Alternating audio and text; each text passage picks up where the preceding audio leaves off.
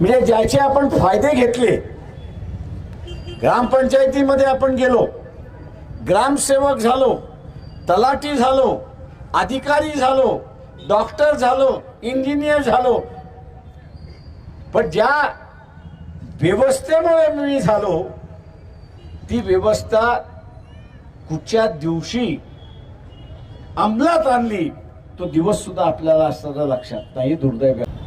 मंडल आयोग जो आहे तो 7 ऑगस्ट या दिवशी अंमलबजावणी झाली, घोषणाही झाली.